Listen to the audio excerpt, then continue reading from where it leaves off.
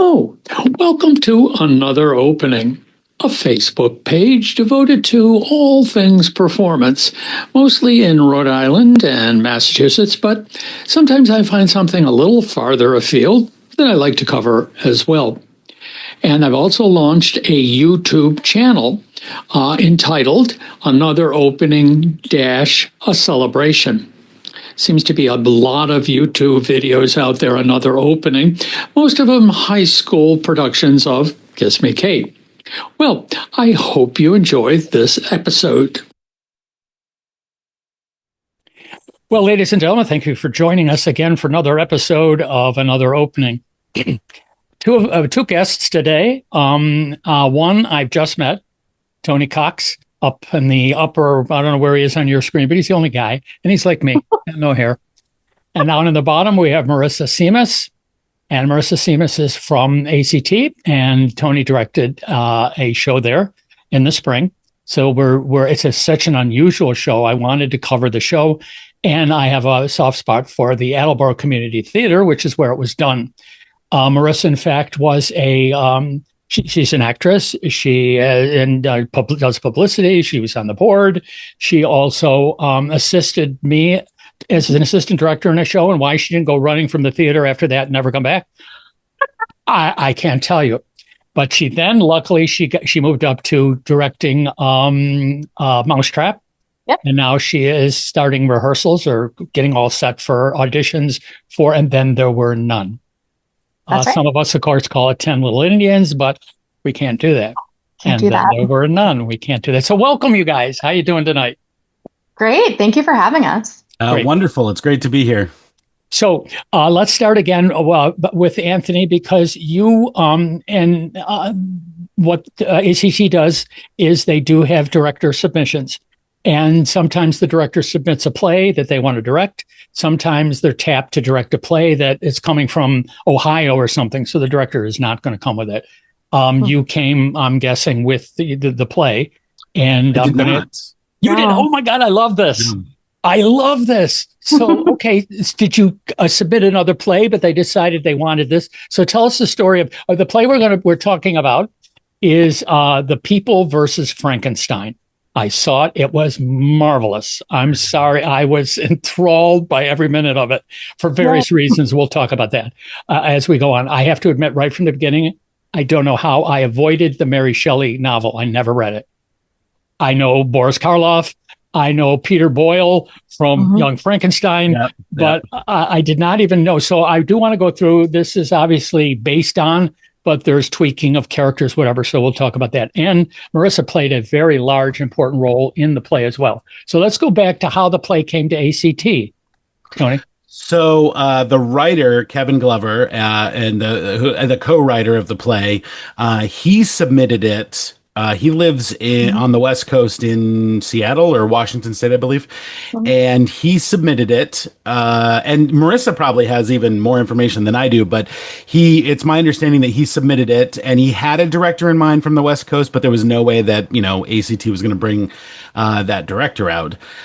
This was about a year before the play opened. I was acting in a show at Arctic Playhouse.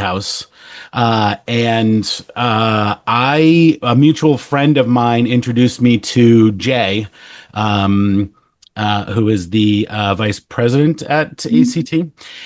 And I primarily have been directing for a long time, over 20 years.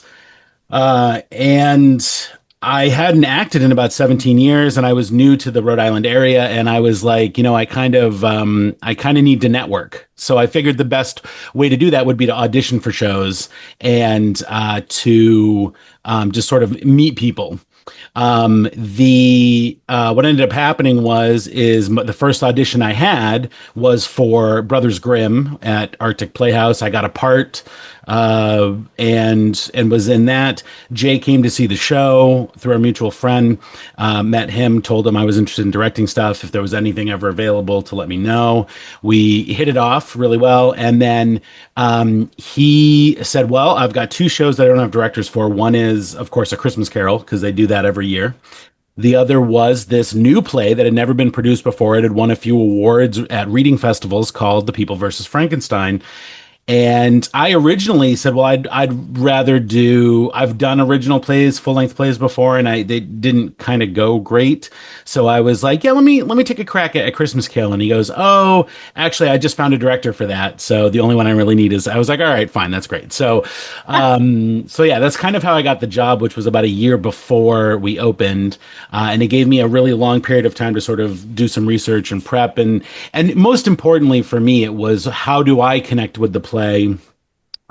What does it say to me or about me, or what is what is the play about for me? So I could sort of have that inspire my vision for what I wanted to do with the play and how I wanted to present it, and what I could tell the actors to get them on board with that vision. So. Now, again, as I said, it's based on the Frankenstein by Mary Shelley, and of course, we have concepts because of all the old movies, and that's, I'm guessing, is really not, as I don't know, electrifying or whatever as all the movies are. And now this is now just retelling the story. We're going to talk about Frankenstein and the monster and what happened, and we got the blind man and all that. That's not in here. That's not in here. In here is a trial. They're trying the monster, which, of course, when I was watching this online and Marissa was putting things on Facebook and whatever about it, I said, well, wait a minute. I'm looking at all the names that cast. I go, where's the monster? well, wait a minute. What is this? Mm-hmm. And I'm going, Maxwell Berg? Who the hell is Maxwell Berg? And I said, well, I know Jeff is playing the monster. What the hell is... I'm missing something. There's a name missing here. So... The monster is being tried, and it's for the murder of his creator. Is that correct? Or a relative of the creator? No, the creator of him. Mm-hmm. And of course, he's dead. Now, is that part of the real story, that the monster ultimately kills his? So the novel it's very interesting, because the novel is a book about Victor Frankenstein, the creator, on board this whaling ship that he ends up on in the Arctic, chasing the monster. Got it. And the novel is him retelling the events of how he ended up there through his creation, the murders of his family members, the revenge he's seeking against the monster that he created. Part of that story is that the monster boards the ship and supposedly kills Frankenstein on board the ship. In the play takes place approximately 9 years after the events of the book, and the ship was moored out of Boston Harbor. And so that's how the jurisdiction of this of the trial is in Boston, and so when the ship returned to Boston, the monster, who is now, wants to be referred to as Maxwell Berg, has sort of been living on the outskirts of Boston, trying to make a life for himself. And then the trial actually ends up happening because Ernest Frankenstein, who is the younger brother of Victor Frankenstein, is commemorating an orphanage to his brother, and there was a fire at the orphanage, and the monster was seen at the fire and is accused of starting the fire and murdering Victor Frankenstein. So there's several charges that he's being charged with, and this is the trial of, is he guilty? Is he not guilty? Is he a monster? Is he not a monster? That sort of stuff. So it's a lot of the similar themes as the book, right? As to who the monster is.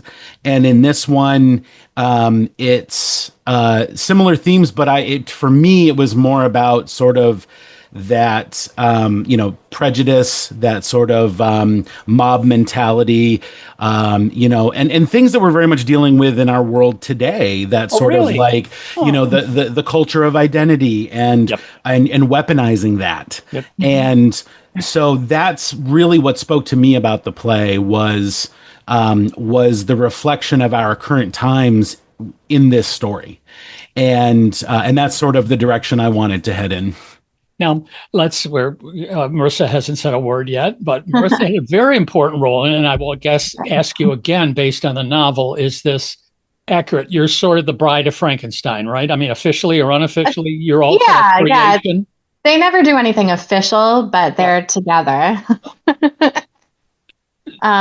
She's Victor's second creation, and she was supposed to have been murdered by him, but his lab assistant saved her life and takes her over to America with her. And then she gets reconnected with Maxwell Berg in America. And she is the one who's behind pretty much all of the crimes. So that's kind of the interesting twist, that you find out that she's really the key player in all of the crimes that he supposedly committed. So, which again, I mean, it's sort of not a law. I don't know if it's a Law and Order or a Perry Mason or something at the end. It's like, da, da, da. Yeah. We'll talk. See, we can do whatever we want. There's no spoiler alert because the play is closed. And if you find it somewhere else, go watch it because the play's good. Yeah. But I'm not going to hide what happens. Now, two things that I want to get out of the way right now, because one of the other things I was amazed about this play is that the temptation, especially with the monster and the evil woman, is to go over the top. You did not go over the top. No. There was nothing over the top. And I was because I saw the pictures, the pub shots, especially of Jeff, wonderful actor. And the poor guy, you go, oh, Frankenstein, he doesn't lumber around and tip things over. He has a couple of lines. There's some anger involved where he's rising from his witness table, but he sits there. And I, of course, as a director and someone in theater, I'm watching him a lot. And it's just, he's engaged. I mean, I would have been falling asleep. You're the 45-minute act in the courtroom, and he's just, and he's hearing things, and he's, reacting very, very small. You've got to react small. And then again, your character, you're doing like a German accent or a Russian or something along those lines. So it's like, okay, this is going to be, oh my God, but it wasn't. It was very real. Believed it, and again, you didn't get distracted by what was going on. I did talk to Jeff after the performance I went to, and I don't know him, but I saw him in other things. And I came up to him and I said, I congratulated myself, and I said, when I knew you were going to do it, I said, my memory, you're a short guy, you're a small guy. And he says, I know. When they cast me, they said, you better get me the Herman Munster boots and you better get me the shoulders. And because I'm a tiny little guy. Yeah. But it was marvelous. I mean, he was scary. He was spooky. Just these things come to my old brain. I got to think of it. I think I saw it in the program. Who did the makeup, or at least designed the makeup for him? James Federlin, I think is his name. The program. Where did he come from? So he's local. I think he works for a radio station, but he does part-time. He does some movie makeup. He works on films, and one of our producers, James Friedman. Friedman,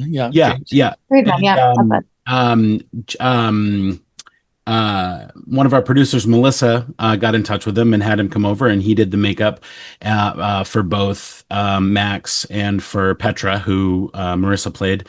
And it was amazing. It was absolutely, we did some makeup tests. He did some sketches. And it was interesting because almost immediately we did one initial test with a different makeup artist on Jeff, that just based on some of my ideas. James came in and looked at that, and he loved the direction that I wanted to go in terms of like the different skin tones.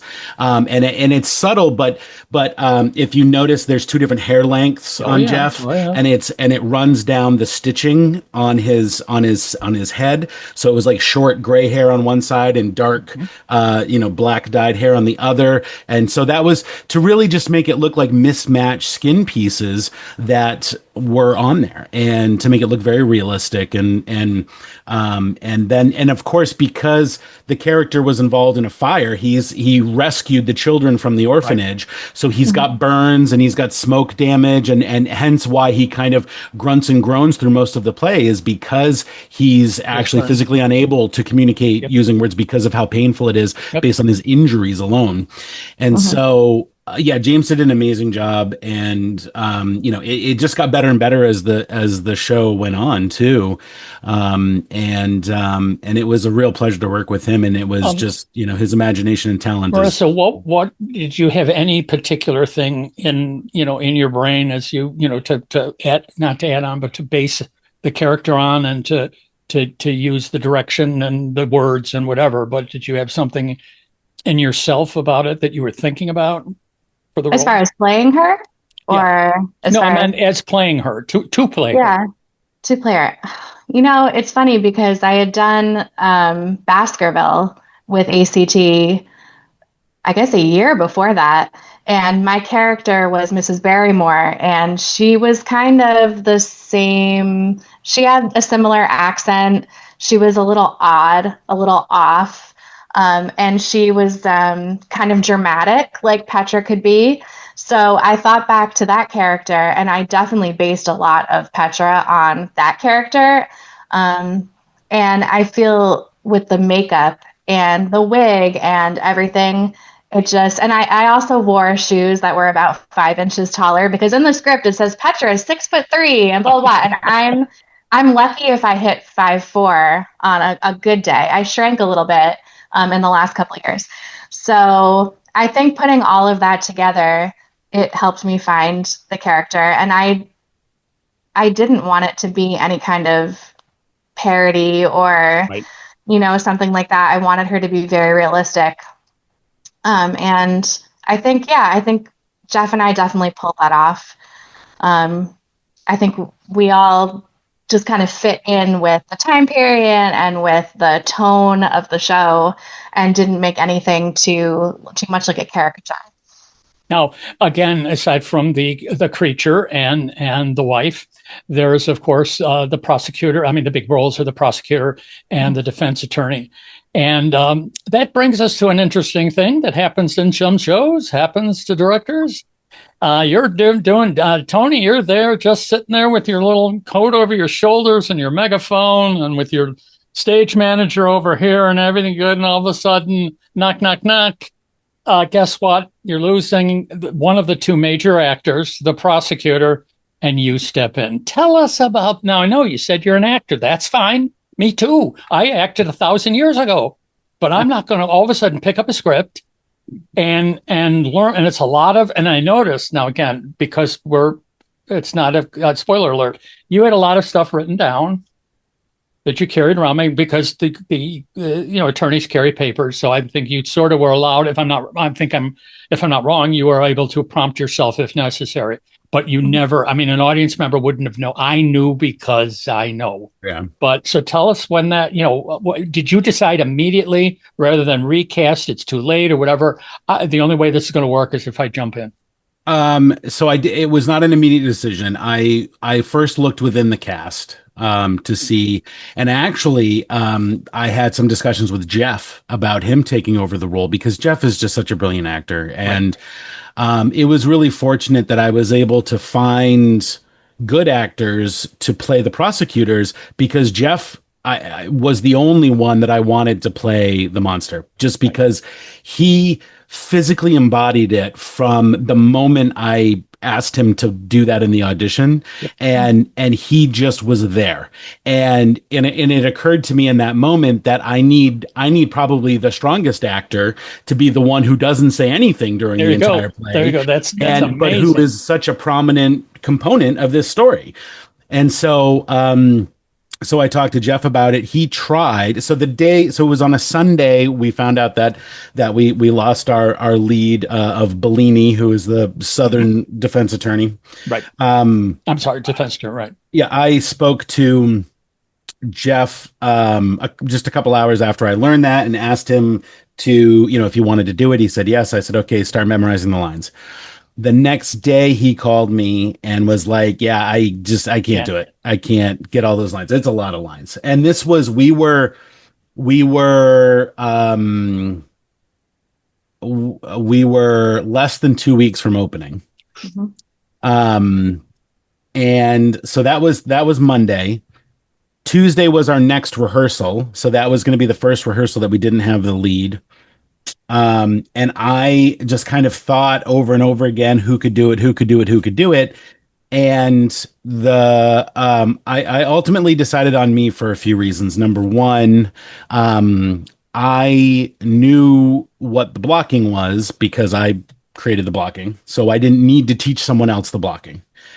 I knew what I wanted the character to be, like what I wanted to see as the character, and so I knew that I could more quickly get there as an actor, as a experienced actor. I could most quickly get to where I wanted the character to be, and thirdly, I felt like the rest of the cast was strong enough that I could actually do it. Because without them, without, Marissa, without the extreme talent of, John Sofchak and the rest of the cast, John, who played the prosecutor, it would not have been possible. And a good production staff as well. Shannon and Carrie Ann, who are the stage managers, and Jenny, my producing partner. I mean, they sort of became the other half of my brain, right? And in terms of the production decisions, and Melissa, the producer, they're the ones that sort of, we basically had a meeting, and I told them, I said, look, I said, I don't want anybody coming to me with questions unless it's about acting. Any non-acting questions, they go to you guys, and you guys just make the decisions from now on, because I got too much to worry about, right? And so so then on that Tuesday, we did our first rehearsal where I rehearsed as Bellini. And then a week later, we had our first preview performance with the Masons. Right. So there was no way I was going to memorize the lines. So do I have them right here? I do have them right here. So I have the prop pages. So they printed up period, paper and printing and with all the lines written down on them. There you go. And I don't know if you can see that because it's blurry, but that's okay. But it was yeah. And I was reading, and I don't mean like prompting. I mean, like, I was literally reading. But it was but it works because you're reading things that, notes that you've made, precedent that's, legal things. And did you think of that? Well, no, you added it. Did you think you were going to be able to do the lines without anything like that? Or did you know right then, that first rehearsal, I can do it, but I'm going to probably have to create this I knew that there was no way I was going to be able to memorize all the lines. And I did my best to memorize the lines where the character wasn't talking to somebody on the witness stand. Yep. Because there's a whole section at the beginning when he first walks into the courtroom where he just is having a conversation with people. Right. There's an entire scene where he goes to the jail cell to deliver Max a new suit. There's no way I could cheat that. There's no way I could cheat that. So I had to memorize that scene. No papers. A lot of times the beginning and the end of a courtroom scene, there's dialogue that is not to a witness, it's to the people around me. So there's almost no way to do that. So I had to memorize those sections, but everything else, like everything that was witness related or the opening remarks was all read, literally read off of a page. Did anybody who didn't know the story, I mean, the story of you taking the role, did anyone come up to you about it? I mean, I just thought it was flawless. I knew you had taken it over. So we did make an announcement at the beginning of all the shows that were like, we had to replace an actor late in the process. Sometimes the person making that announcement would mention that an actor might be reading. Sometimes they wouldn't. Not at the one I was at. I don't think they said it. And so I got these after every show. The people working the concession stand would say, "Hey, we had 5 people come up during intermission trying to guess which one of the actors was reading their lines. Oh, And so wow. that I said, okay, well, there you go. yeah, I was like, all right, I'm okay with that. Nice. If they're, and it was always between me and the judge, I think, or I forget if it was, but I was always one of the guesses, obviously. But and the other thing I did was I asked John, the prosecutor, if he could also carry papers when he walked around during some of the scenes. Perfect. To make it look a little more natural, so that way it didn't seem so out of place. That we love theater. We love theater. Theater we love. Now, Marissa, you've been quiet there, so we want to talk a little bit about going forward, the new season ACT. As I said, it's been my pleasure to direct a couple of shows there. It's a beautiful theater, beautiful space, great support by everyone. It's all volunteer. Nobody gets paid. And you know, the Masons, it's done in their Mason Hall, and they've been good tenants, ACT's been a good tenant, and they've been good landlord, and, you know, fixing the boiler whenever, all that stuff. So there's a lot of tension that when you're in other places where you're sharing a school auditorium and they're going to do a band or say, oh, now we got to all leave. There isn't very little of that. So very comfortable there. So tell us a little bit about the season coming up. And a little bit about, you know, how exciting it is. I don't know what year this is, 91, 87, 22. Yep, sure. So we're going into our 68th season, actually. And the first show of the season, I'm actually directing. I'm doing another Agatha Christie. I seem to be the resident Agatha Christie lover over there. But I did The Mousetrap last year. This year I'm doing And Then There Were None, which is such a great play. And auditions for that are going to be in a couple weeks on the 23rd and 24th of June. And that show goes up in the fall. It goes up September 19th, I believe. And then after that, the holiday show isn't A Christmas Carol this year. They're breaking a little bit from tradition, doing something a little bit different. So they're doing The Trial of Ebenezer Scrooge. So A Christmas Carol adjacent, but a little different flavor. And that one's being directed by Gene Smith, who actually is directing the show that opens tomorrow night, which everyone should. I'm sorry, I should mention this won't be up in time, but yes, the Fly Fox, Joe Bart. That's a marvelous show. I mean, very fun. I popped into the tech rehearsal on Sunday, and the costumes on the set, it all looks amazing. So she's doing Trial of Ebenezer.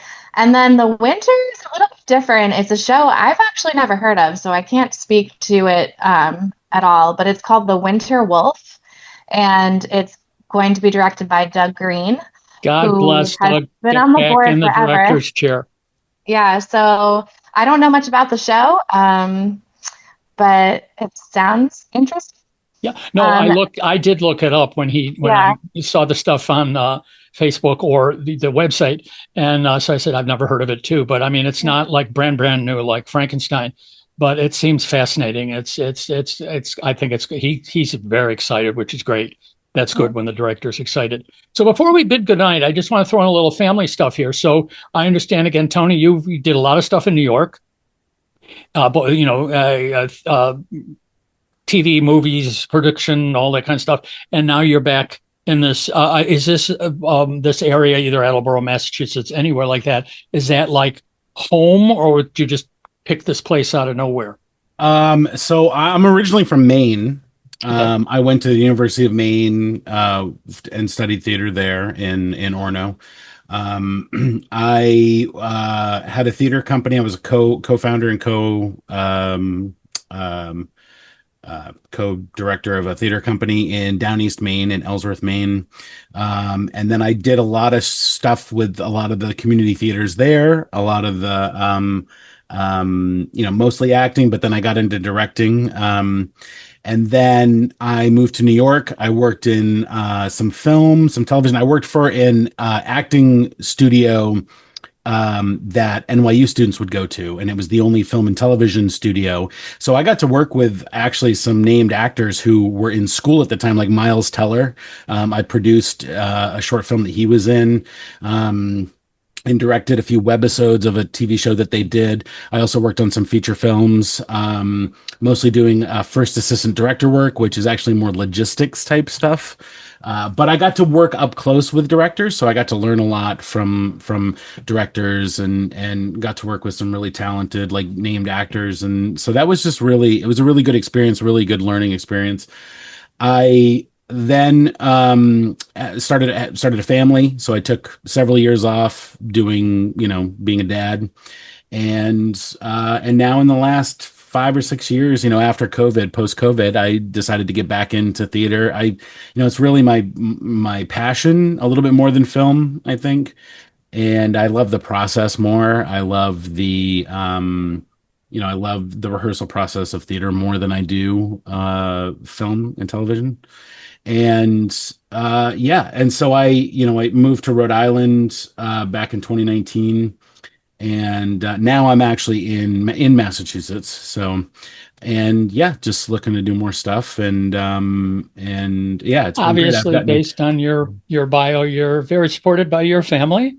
Yep. They're very, very happy to. We all say that in the bio. I think my wife. I think my Yeah. right. My wife used to say, "Oh God, you're going out again tonight." You're well, you're gonna do, and oh yeah, you're gonna be there all day long, and then I'm gonna worry you're not gonna make it home until 3 in the morning. My family is behind me. So, Marissa, you, of course, are a teacher, which is marvelous. Yeah. I'm sorry, that sounds like, I'm blowing smoke. But especially in this day and age of all the junk that's going on with book burning and DEI and all the other CRAP, that you've been doing this for a long time, I guess, right? You've been I have, yeah. This is my 21st year. Oh my God, you're not old enough. Would you start when you were 12? I was 22 when I started, and I haven't stopped yet. And now I don't think you've had the opportunity to teach your son, right? But you were like in the same class level. I mean, like, in other words, he raised up were you teaching the same class? You never actually taught him as a teacher, did you? My son? Your son. Yeah, he's 9, so he hasn't quite gotten there yet, but he's just finishing up 3rd grade. So. Oh, okay, yeah. And we're in different school systems anyway, but yeah. Cool. Very cool. And again, everything's juggled. Yeah, I'm divorced, so when my son goes to his dad's, that's when I do my theater, and It's perfect, and he's super supportive. If I have 3 weekends of a show, he takes my son or our son all the weekend. But I did the bandwife thing for 15, 16 years, where I would schlep out to a gig and God knows where, having to watch them put up stuff, take stuff down at 2 a.m. And because he's my best friend, but my ex-husband, he's a guitarist. So I did that. So now it's my time to do my theater thing. Great.